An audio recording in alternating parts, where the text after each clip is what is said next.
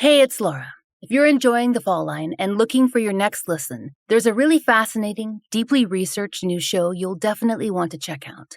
Each week, Vanessa Richardson will uncover the true stories behind the world's most shocking crimes, deadly ideologies, and secret plots.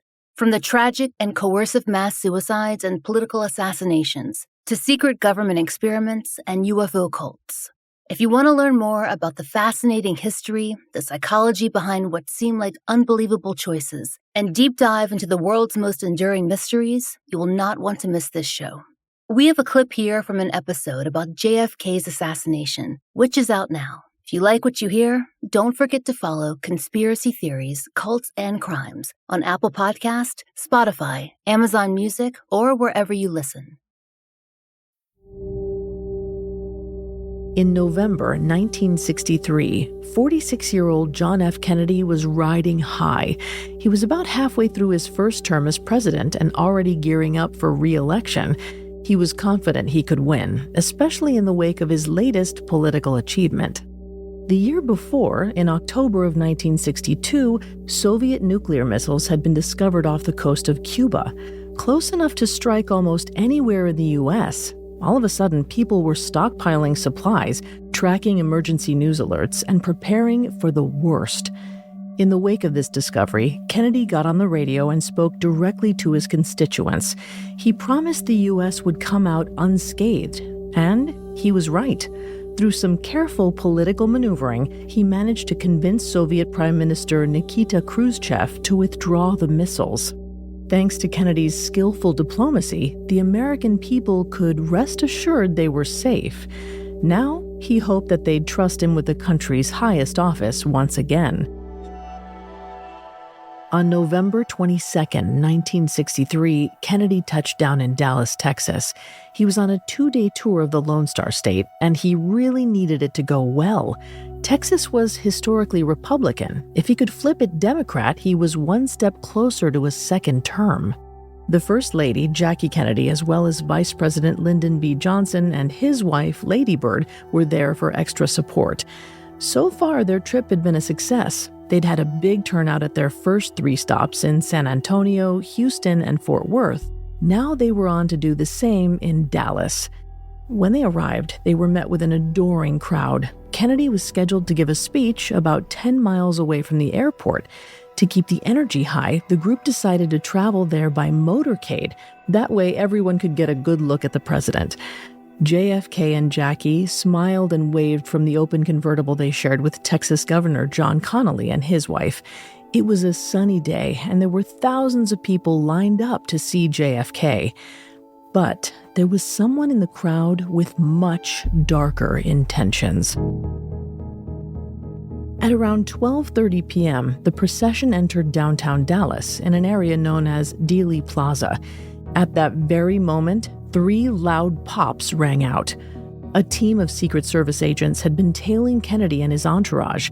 Between the sounds of cameras flashing and the raucous applause, they thought maybe it was a firecracker. Then the agents heard screaming and realized this was no light show. It was gunshots. They raced over to Kennedy's car and saw the president slumped over in the rear seat of the convertible. One agent, Clint Hill, hurled himself over the trunk. That's when he saw Governor Connally had been shot in the leg, and Kennedy had been hit in the head. The president was covered in blood. There were skull fragments and brain matter splattered across the back of the car, including on the First Lady. Agent Hill knew they needed to get Kennedy to a hospital now. The driver rushed them to nearby Parkland Memorial. As soon as they arrived, medical staff raced out with stretchers. They hurried the president and the others inside while the Secret Service provided cover. For the next 20 minutes or so, doctors fought to save President Kennedy and Governor Connally. They were able to stabilize the governor, but sadly, Kennedy was too far gone. At 1 p.m., President John Fitzgerald Kennedy was declared dead, which meant an assassin was on the loose in Dallas. FBI agents and Dallas police officers scoured Dealey Plaza looking for the killer. Many onlookers were still there, and witnesses claimed they heard gunshots coming from 2 different locations. One was an area known as the Grassy Knoll, a large, hilly field next to the road. The other was the Texas School Book Depository building within the plaza.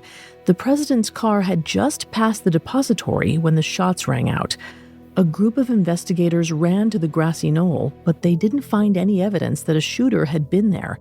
At the same time, a pair of DPD officers headed to the book depository and began sealing off the 7-story building. Before doing anything else, the officers rounded up all the employees and questioned them. No one seemed suspicious, so they let them go. After that, the officers searched the building. The first few floors were clear, but when they arrived at the 6th, they sensed something was wrong.